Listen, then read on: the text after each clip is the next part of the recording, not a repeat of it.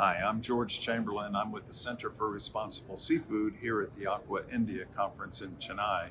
And I'm with my old friend, Ravi Yellanki of the Vaisaki Biomarine Hatchery, one of the major shrimp hatcheries here in India.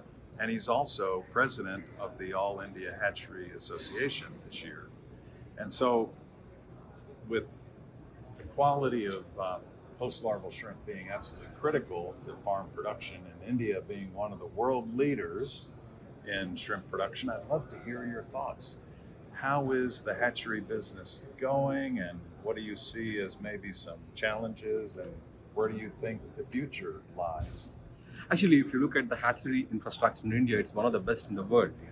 I mean, most of the hatcheries are very sophisticated, and they are given permission by Coastal Aquaculture Authority after testing all the facilities, and they continuously monitor the hatchery operations. And India, as a country, we're importing about 250,000 number of animals. I mean, which is quite a good number. And India doesn't depend on pond grade broodstock or F2 broodstock at all. It is completely dependent on only imported broodstock.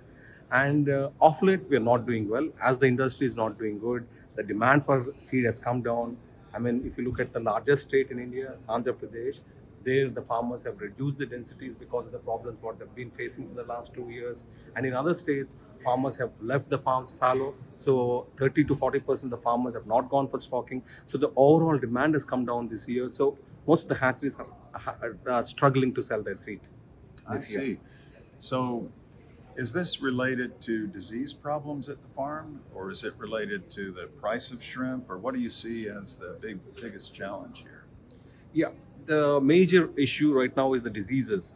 Of course, the price is another issue, but farmers have not gone for stocking because of pricing, because of the diseases they've been suffering for the last couple of years, and it is giving less profit, and profitability is the driver. As diseases are wreaking havoc, farmers are not able to get good harvest in terms of survivals, and they're not able to bigger sizes also. If you look back at 2014, 2015 and all that, India used to produce larger sizes, but now India is producing only 14 grammers, 15 grammers and all that. Everything is below 50 count. That's very interesting. So, of course, with shrimp, we can't vaccinate them because they don't have an antigen antibody system. So, Immune. most companies rely on the genetics and genetic resistance to disease. So, do you see any possibility of taking steps to improve the genetics to help farmers have better disease resistance in the field? Definitely. I mean, genetics plays a big role. And right now, if you see all the broodstock what we're importing is from US. So we are working in kind of silos. I mean, here we operate hatcheries, and farmers, they operate in their own way. And breeding programs also are not kind of communicating much with the hatcheries and farmers. I mean, they need to have a continuous interaction between all the three sets of people. So what we need, they will understand, and what they have will come to understand, and we can move forward. And the other thing is the rootstock is not produced for this country. I mean, they produce for the entire world. They need to conduct a sentinel test and see what does well in India, and give that kind of rootstock to India. That could help big time. I see. I think it's a natural step in the evolution. At first, broodstock companies, breeding companies send their product to India and everybody's happy. But as the business grows and diseases become more prevalent, then there needs to be greater attention to this sentinel testing. In other words, sending samples of the families into that production environment, determining which families do best, and then the breeding companies select for what does best in India. I think that's a great idea, and it's proven to work in many other sectors. So I'm excited for how that can really help change the situation with the farming side in a very environmentally friendly way. No need for antibiotics, no need for expensive controls. Start with the parents. I mean, that's the way to go, I think.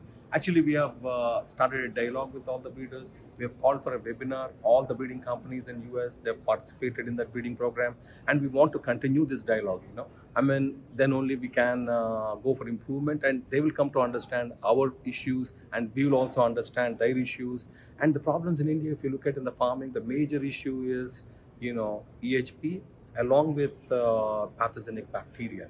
Actually, the microbiota of the most of the water bodies in India have changed.